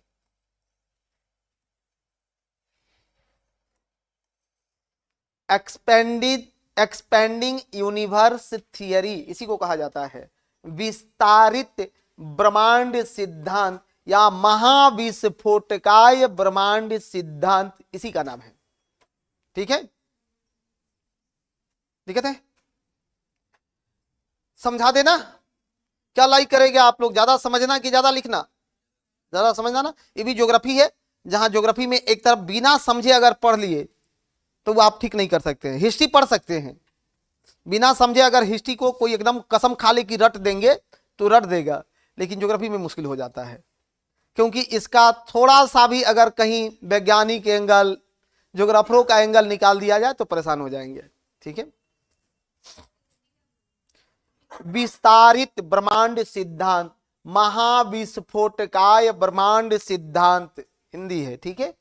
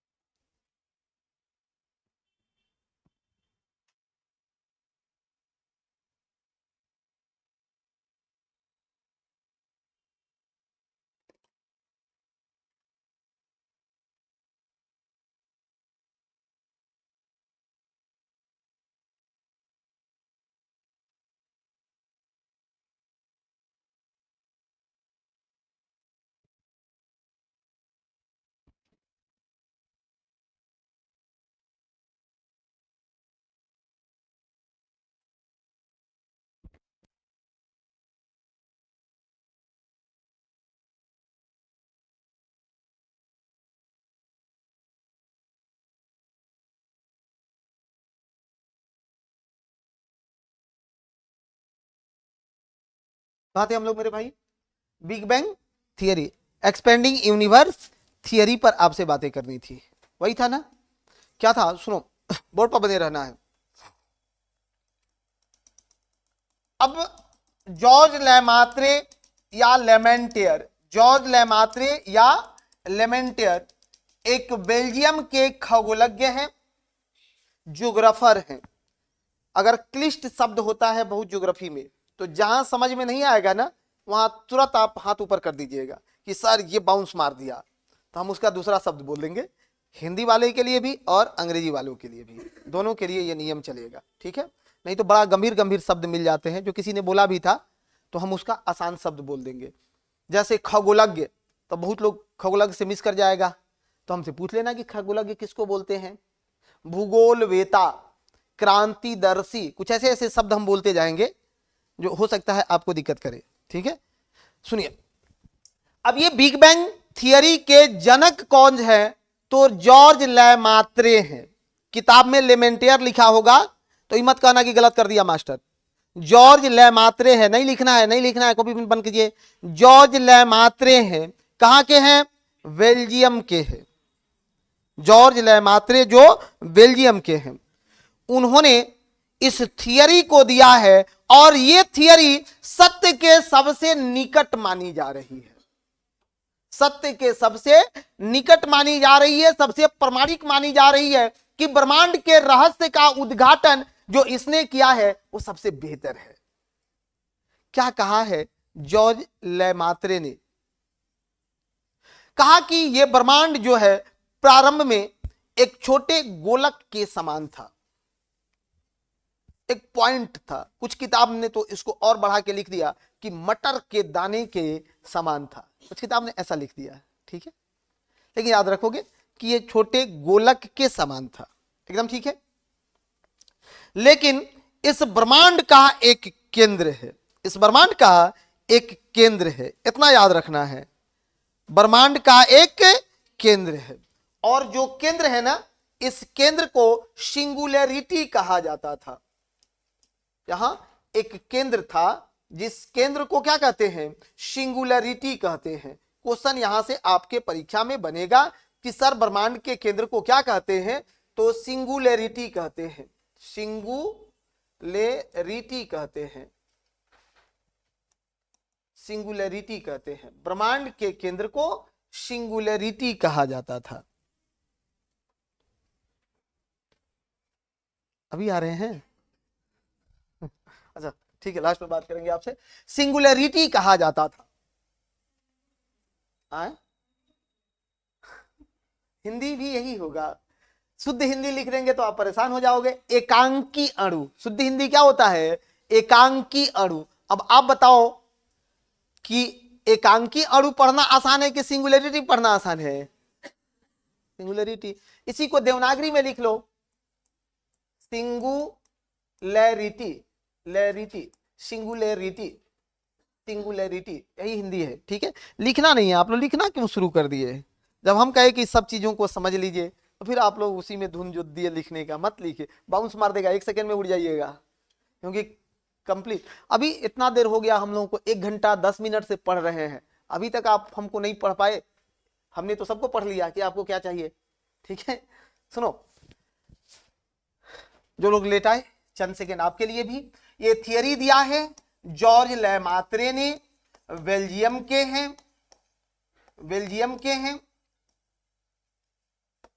इन्होंने क्या कहा कि ये ब्रह्मांड असीम है, ये ब्रह्मांड अनंत है, इसकी कोई सीमा नहीं है, लेकिन ब्रह्मांड का एक केंद्र है और उस केंद्र को सिंगुलैरिटी कहा जाता है। इतनी बातों को पहले उन्होंने बताया। दूसरी बात ध्यान से सुनना है, इस सिंगुलैरिटी पर गुरुत्वाकर्षण, गुरुत्वाकर्षण, गुरुत्वाकर्षण, ग्रेविटी ज्यादा था, अनंत था, ग्रेविटी उच्च था। थियरी समझ लो, उच्च ग्रेविटी के कारण, उच्च गुरुत्वाकर्षण के कारण जो धूल कण और ऊर्जा कण ब्रह्मांड में जहां तहां बिखरे थे, वे सब इकट्ठा होने लगे। कहां?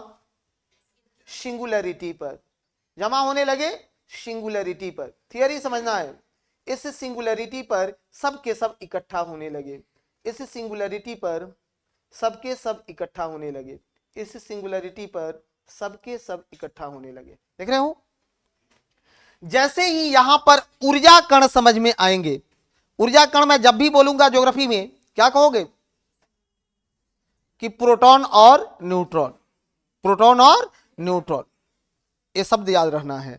प्रोटॉन और न्यूट्रॉन दोनों मिलने से ही क्या बन रहा है, हाइड्रोजन। ठीक है, हार्ड हाइड्रोजन बनेगा, और फिर हार्ड हाइड्रोजन जो 3 मिलियन डिग्री सेंटीग्रेड पर संलयित होकर के हीलियम में परिवर्तित होगा, और वो हीलियम से आज हमें एनर्जी मिल रही है। इस थियरी को समझना है। ठीक है, किसी को दिक्कत नहीं है, अनकंफर्टेबल नहीं होना है। चलिए अब यहां देखो, अब यहां ये धूल कण और ऊर्जा कण के टकराने से क्या स्थिति उत्पन्न होगा कि सर इसका दाब बढ़ेगा, सर इसका दाब बढ़ेगा, बढ़ेगा प्रेशर।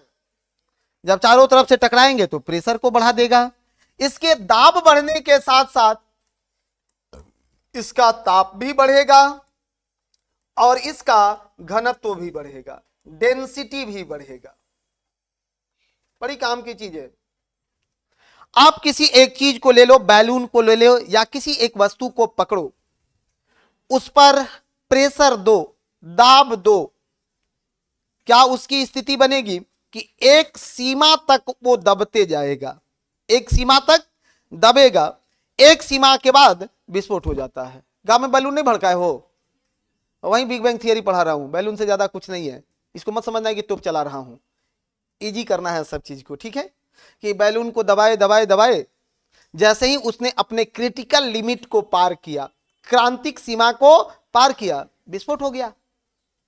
यही घटनाएं यहां भी घट रही है कि सर दाब और ताप के साथ साथ घनत्व तो बढ़ता गया, तो एक समय आया कि इसने अपने क्रांतिक सीमा को प्राप्त किया।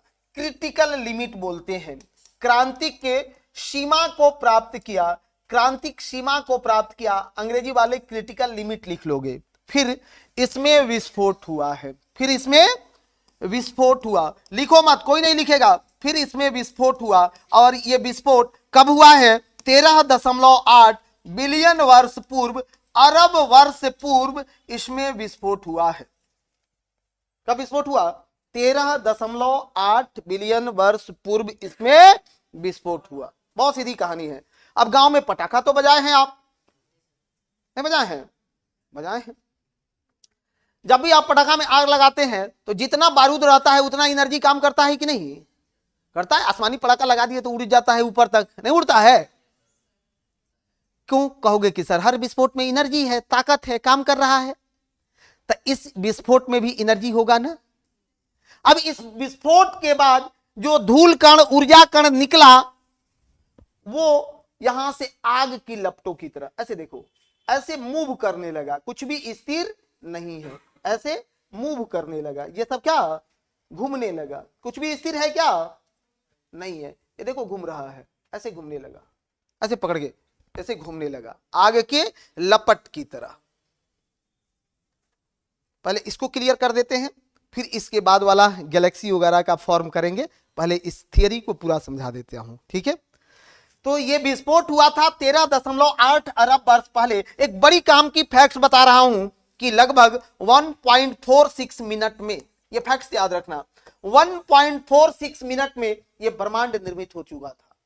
अगर भगवान आए और कहे कि बताओ वत्स तुम्हें क्या चाहिए, हम कहेंगे कि एक बार ईश्वर दिखा देना कि वो महाविस्फोट कैसे हुआ था।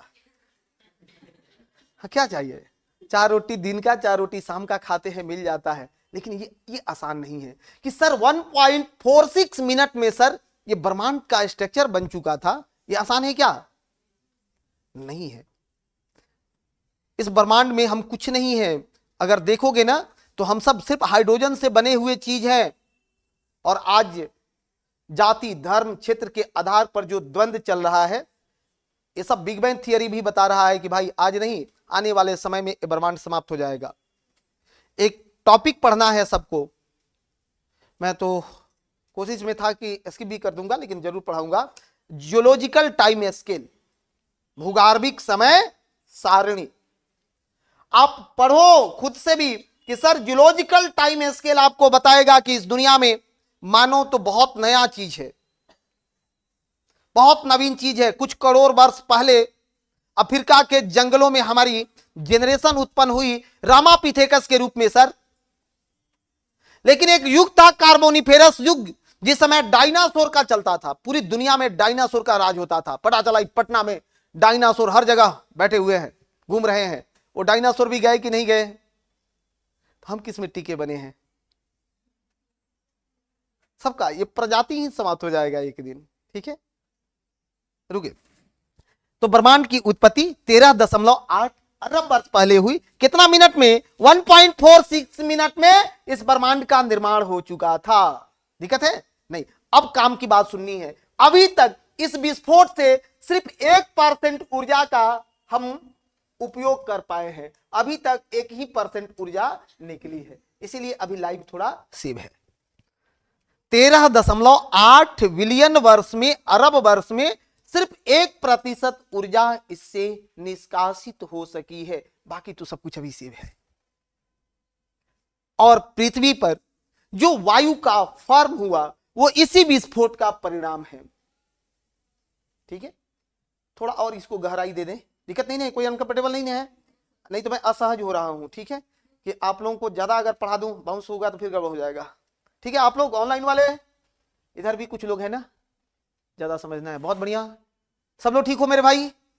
कौन है? शालिनी, धर्मेंद्र, प्रतिमा, सब लोग, पूनम, ये सब लोग, बहुत अच्छी बात है। आप लोग ठीक हो? सब लोग ठीक हो? रुके, कहां थे हम लोग?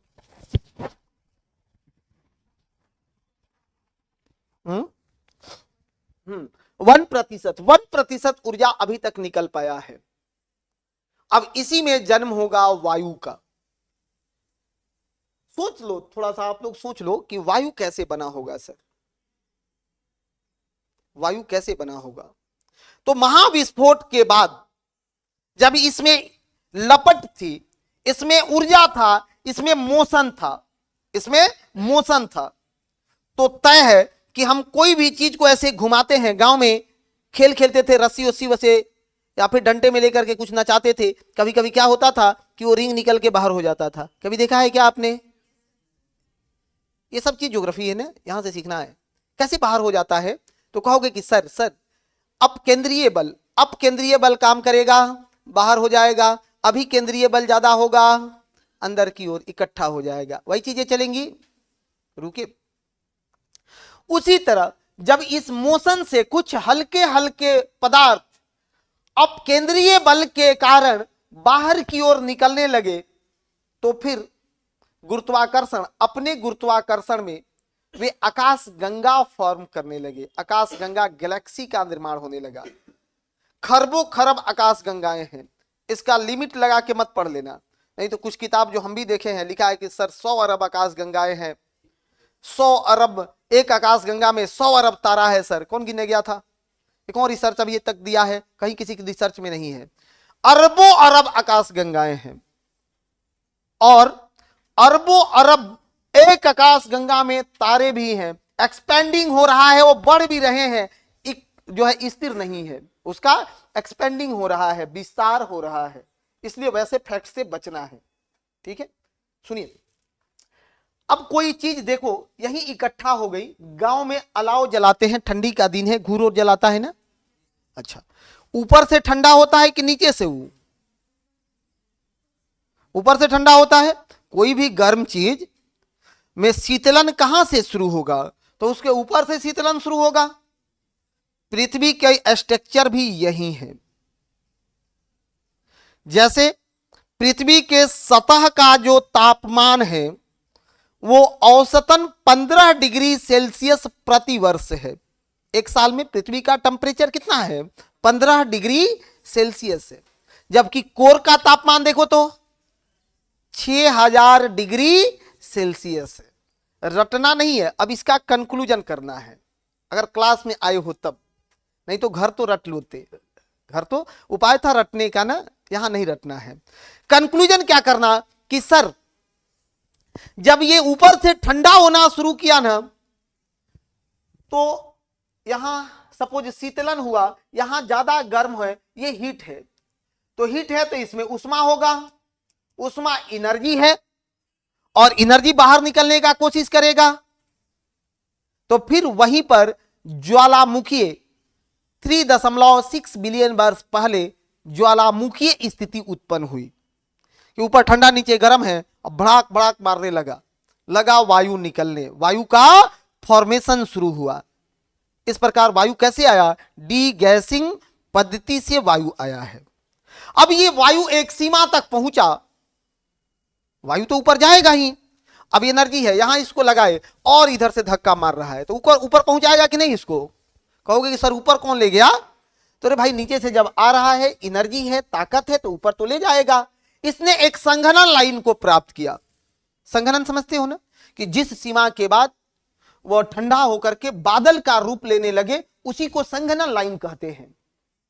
तो इसने एक संघनन लाइन को प्राप्त किया और फिर उस संघनन से जो बादल बने, उस बादलों से करोड़ों करोड़ों वर्षों तक वर्षा हुई, करोड़ों वर्षों तक। और जो ज्वालामुखी था ना, वो ज्वालामुखी में सब में जल भर गया, और जैसे ही अपर्दन की क्रिया हुई, वे ज्वालामुखी के सब टूट टूट करके एक दूसरे से मिलने लगे और महासागरों का निर्माण हुआ। हम नहीं, ये बता रहे हैं लैमात्रे महोदय, ठीक है, ये मेरी अपनी खुद की अर्जित नहीं है, लैमात्रे महोदय की बातों को हमने बस आपके सामने रख दिया है, ठीक है, अतिशोक्ति नहीं।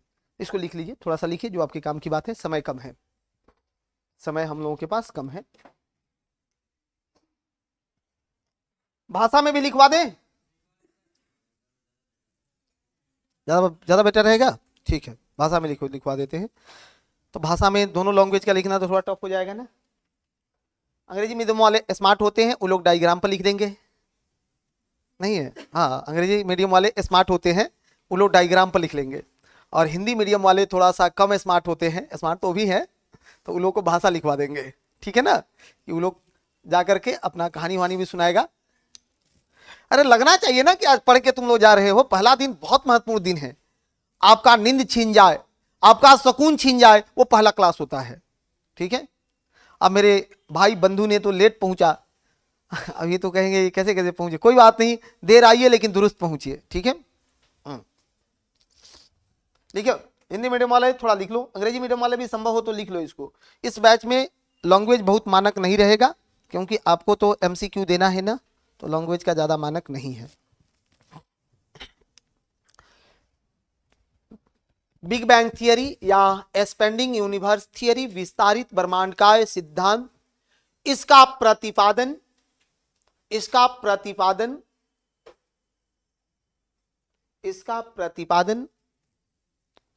बेल्जियम के, कौन है सर? क्लास का टाइम टेबल क्या है? प्रतिमा जी, आपने एडमिशन लिया तो टाइम टेबल नहीं पता चला? 9 बजे से क्लास शुरू हो जाता है, एकदम 9 बजे, 9:01 में क्लास कंटिन्यू हो जाएगा, ठीक है। कल से एकदम टाइम से रहिएगा, 9 बजे क्लास कंटिन्यू हो जाएगा। चलो, हाँ, बेल्जियम लिखो, इसका प्रतिपादन बेल्जियम के क्या लिखे हो? मेरा लैंग्वेज छूटा हुआ है, बताओ। बेल्जियम के जॉर्ज लैमात्रे ने किया।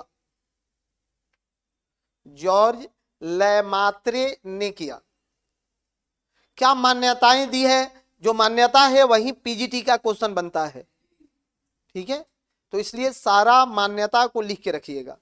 क्या मान्यताएं हैं उसमें? मान्यताएं क्या है? नंबर 1 लिखो, ब्रह्मांड असीम है। नंबर 1, ब्रह्मांड असीम है, अनंत है। अंग्रेजी में एक वर्ड है इनफाइनाइट। ब्रह्मांड यूनिवर्स इज इनफाइनाइट, ब्रह्मांड असीम है, अनंत है। अनंत है, अर्थात इसकी कोई सीमा नहीं है, अर्थात इसकी कोई सीमा नहीं है, इसकी कोई सीमा नहीं है, इसकी कोई सीमा नहीं है।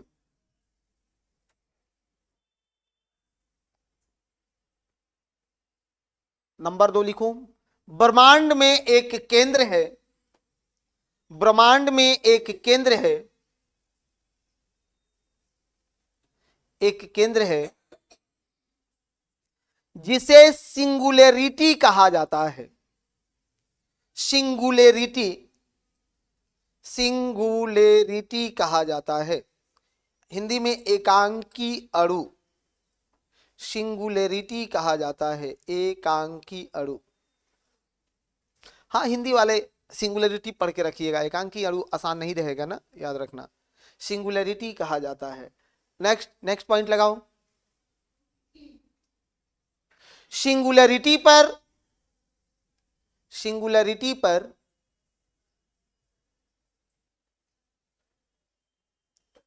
गुरुत्वाकर्षण, गुरुत्वाकर्षण ज्यादा होने के कारण, सिंगुलरिटी पर गुरुत्वाकर्षण ज्यादा होने के कारण, समय तो समाप्त होने लगा, ज्यादा होने के कारण, सिंगुलरिटी पर गुरुत्वाकर्षण ज्यादा होने के कारण कणों के टकराने से, पार्टिकल्स, कण किसको बोलते हैं, पार्टिकल्स, कणों के टकराने से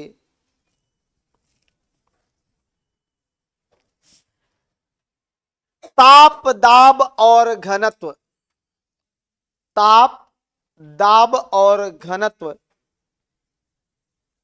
ताप, दाब और घनत्व में वृद्धि होने लगा, ताप, दाब और घनत्व में वृद्धि होने लगा। फिर उसने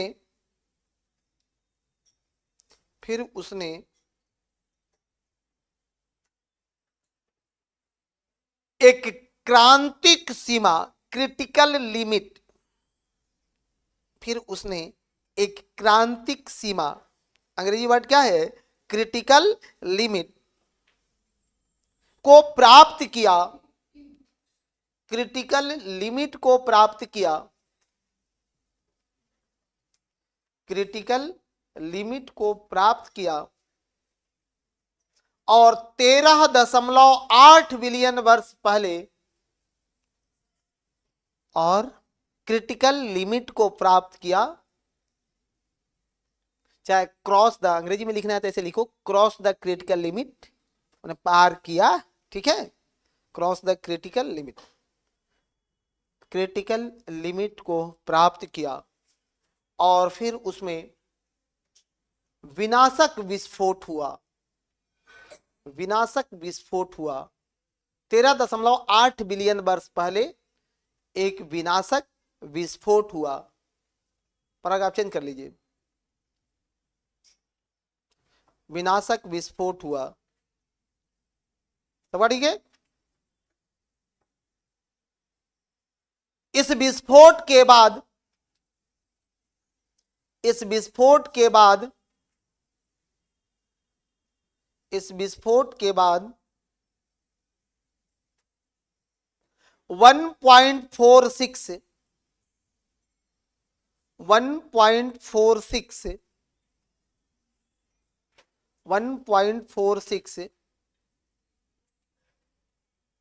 मिनट में, 1.46 मिनट में इस ब्रह्मांड का निर्माण हुआ। यूनिवर्स फॉर्म 1.46 मिनट, बस अंग्रेजी में इतना ही लिख लेना है, ठीक है, बहुत बढ़िया। ब्रह्मांड का निर्माण हुआ। अभी तक अभी तक इससे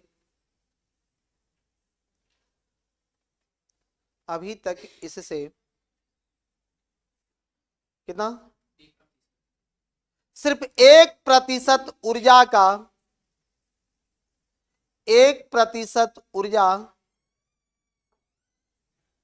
बाहर निकल सकी है। अभी तक इससे सिर्फ 1% ऊर्जा बाहर नहीं निकल सकी है। कल हम लोग फॉर्म कराएंगे मेरे भाई, 1% ऊर्जा बाहर निकल सकी है या निष्पादन हो सका है, छोटा शब्द आपको बोल दिए हैं कि बाहर निकल सकी है, निष्पादन हो सका है। कल हम लोग फॉर्म करेंगे किसको, तो गैलेक्सी को, कि गैलेक्सी कैसे फॉर्म हुआ। हमारी गैलेक्सी कौन सी है, मंदाकिनी। मंदाकिनी का स्वरूप सर्पिलाकार स्पाइरल क्यों है, एंड्रोमीडा क्या है, ओरियन नेबुला क्या है, वो मिल्की वे किसको कहते हैं। साथ ही हम लोग कल फॉर्म करेंगे कि सर स्टार कैसे बने, तारों का निर्माण कैसे हुआ, वो स्टेलर नर्सरी किसे कहा जाता है, स्टेलर नर्सरी में आखिर तारे बने तो कैसे बने सर। ठीक है, आज अपनी यात्रा का चंद विराम यहीं पर देंगे। हाँ बताइए, 1920 में, 1920 में, अब बताइए, छोड़ देने।